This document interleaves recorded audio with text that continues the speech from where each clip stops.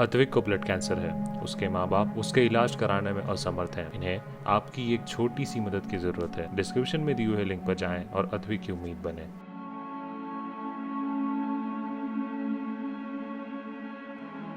30 और 40 का फार्मूला दिया है। एक आम स्टूडेंट जो सीबीएसई बोर्ड का जो छात्र है, तकरीबन 15 लाख छात्र, वो जानना चाहते हैं कि ये क्या क्राइटेरिया है, 30, 40 क्या है, इसके बारे में बताइए। देखिए, अब की बात बहुत विषम परिस्थितियां हमारे सामने हैं, और विषम परिस्थितियां इस तरीके से हैं कि परीक्षा के बाद रिजल्ट निकलना चाहिए था, परीक्षाएं नहीं हो रही हैं और उसके बिना हमको रिजल्ट निकालना है। तो बच्चे का सही मूल्यांकन हो, सही स्थिति उसके बारे में हमको ज्ञात हो, इसलिए हम लोगों ने जो कमेटी बनी उन्होंने ये डिसाइड किया कि कक्षा 10, कक्षा 11 और कक्षा 12 बच्चे की जो परफॉर्मेंस है, उस परफॉर्मेंस के बिहाफ पर हम कोई एक ऐसा क्राइटेरिया डेवलप करें जिससे कि उसका रिजल्ट लगभग उसी तरीके का निकल कर आ पाए कि यदि एग्ज़ाम होता और वो एग्ज़ाम में बैठता और उसके बाद उसका परीक्षाफल घोषित होता। अब कई बार बच्चों का होता है कि कक्षा 10 में वो बच्चे बहुत अच्छा परफॉर्म नहीं कर पाते हैं, आगे जाके सिंसियर होते हैं। ये बात हमारे समक्ष थी, हमारे ध्यान में थी, इसलिए हम लोगों ने कहा कि बच्चे ने जो 3 मुख्य विषय, जो ऐसे विषय हैं जिसमें उसके सबसे अच्छे नंबर आए हैं, उनका हम मीन मार्क्स ले लेंगे। तो 3 के अगर मीन मार्क्स लिए तो अच्छा हो गया। अब वो 3 के मीन मार्क्स पांचों सब्जेक्ट में जो है 12th के ऐड कर दिए जाएंगे। मान लीजिए जैसे कहीं 50, 60 नंबर अगर होते हैं तो इनका तीनों का मीन मार्क्स निकालकर थ्योरी का हम पांचों सब्जेक्ट में 12th के डाल देंगे, एक एक कर एक कंपोनेंट 12th के रिजल्ट में ये आ गया। दूसरा कंपोनेंट ये था कि 11वीं में जो उसका बच्चे का थ्योरी की परफॉर्मेंस है, क्योंकि 11वीं में सब्जेक्ट वही होते हैं जो 12th में पढ़ता है बच्चा, सिंसियरिटी बढ़ती है। लेकिन 10th के बाद जब 11th में आता है तो कई बार ऐसा देखा गया है कि बच्चे का स्कोर नीचे जाता है, स्कूल थोड़ा सा टफ मार्किंग करते हैं बच्चों को सिस्टम में लाने के लिए। तो हम लोगों ने कहा कि ठीक है, कोई बात नहीं है, हमने उसका थ्योरी का 30% कंपोनेंट जो है हर सब्जेक्ट का लेकर उसी रेस्पेक्टिव सब्जेक्ट में डाल दिया। उसके बाद बच्चे का 12th आता है, क्योंकि 12th मेन है, उसने सारी तैयारी 12th की प्री बोर्ड बच्चे दे चुके थे, सब लोग अच्छी तरीके से तैयारी कर रहे थे, वह परीक्षा नहीं हुई। तो हमने कहा कि जो बच्चे हैं उनका या तो उन्होंने यूनिट टेस्ट दिया है या मिड टर्म दिया है या प्री बोर्ड दिया है, तो स्कूल की जो रिजल्ट कमेटी हमने बनाई है उनके ऊपर ये छोड़ दिया कि उसमें से वो किसी भी तरीके से अपना देख लें, जिस स्थिति में बच्चे को बेनिफिट हो रहा हो वो एक तरीका निकाल कर जो भी मार्क्स बनते हैं उसका 40% वहाँ पर जोड़ लें। तो कक्षा 10 के 30% हर सब्जेक्ट के, ये बराबर मार्क्स आएंगे, पांचों सब्जेक्ट में एक ही मार्क्स होंगे।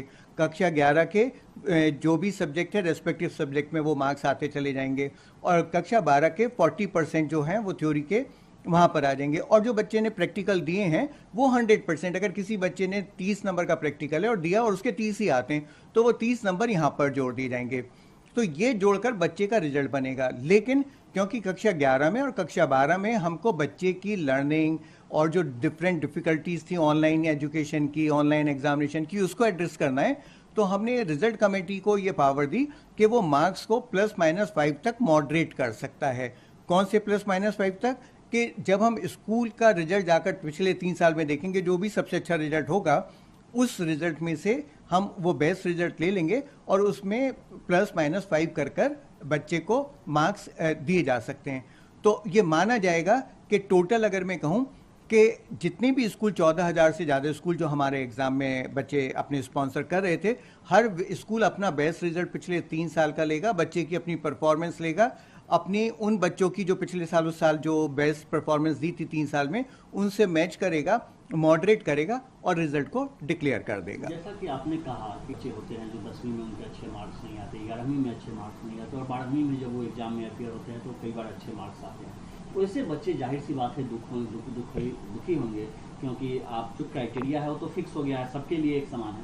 तो क्या आपको लगता है कि जो देश के ज़्यादातर बच्चे हैं, आपके ने जो क्राइटेरिया दिया है 10वीं के, 11वीं की, 12वीं की, उससे सेटिस्फाइड होंगे? बिल्कुल। देखिए, इसको जो लोग इवैल्यूएशन के हैं उनको समझने की ज़रूरत है, उनको पता है बच्चों को, क्योंकि वो इंट्रिकेसीज नहीं पता। जो फ्लेक्सिबिलिटी हमने स्कूल्स के हाथ में दी है या रिजल्ट कमेटी के हाथ में दी है, वो सारे ग्रीवेंस जो हैं वो कमेटी एड्रेस करेगी और उसको एड्रेस करने के बाद जो है रिजल्ट बनाया जाएगा। तो ऐसी स्थिति में बच्चे को मैं विश्वास दिलाता हूं कि उसको बिल्कुल चिंता करने की ज़रूरत नहीं है। अगर वो आज ये सोचता है कि मेरा रिजल्ट ऐसा ऐसा होना चाहिए, तो वो एक पेपर पे लिखे, उसको बंद करके रखे। और मेरा अपना मानना ये है कि जो रिजल्ट आएगा वो उससे कहीं बेटर ही होगा, कहीं ऐसा नहीं होगा कि उसको किसी चीज़ का नुकसान होगा। एक और सवाल कि मान लीजिए तुष्ट नहीं है कि वो आपके जो इवोल्यूशन का क्राइटेरिया है उससे 30 और 40 के क्राइटेरिया से, तो क्या उनके सामने कोई विकल्प आप लोग दे रहे हैं? देखिए, इसमें कोई विकल्प उनके पास नहीं है 30 और 40 के लिए। वो स्कूल के पास है अपना कि वो मॉडरेशन करेगा। ठीक है, बच्चे के हिसाब से वो नहीं है। 14.5 लाख बच्चों के ग्रीवेंस कभी सेटल नहीं हो सकते इस तरीके से, तो वो उनके पास है। स्कूल बेस्ट जज है, स्कूल बच्चों को पढ़ाता है, उनके साथ 12 साल तक रहते हैं, 4 साल रहते हैं, 2 साल रहते हैं बच्चे। तो ऐसी स्थिति में स्कूल बच्चे के बारे में जानता है और उसके हित में जरूर अपना प्रयास करेगा कि वो बेटर रिजल्ट बनाए, उसको कोई उसको दिक्कत ना हो। पिछली बार जैसा कि आप लोगों ने कि संतुष्ट नहीं होंगे हमारे इवोल्यूशन क्राइटेरिया से, उनके लिए अलग से एग्जाम की व्यवस्था की जाएगी। क्या आप भी सीबीएसई बोर्ड उस बात पर कायम है? बिल्कुल, हम अभी भी उस बात पर कायम हैं और हमारा प्रयास ये है कि जैसे ही हमारा रिजल्ट निकलेगा, रिजल्ट निकलने के बाद अगर कोई बच्चा सेटिस्फाइड नहीं है तो अब हम उसके लिए परीक्षा का रजिस्ट्रेशन शुरू कर देंगे कि जिससे बच्चों का रजिस्ट्रेशन शुरू हो जाए, जो बच्चे एग्ज़ाम देना चाहते हैं अगर सेटिस्फाइड नहीं है।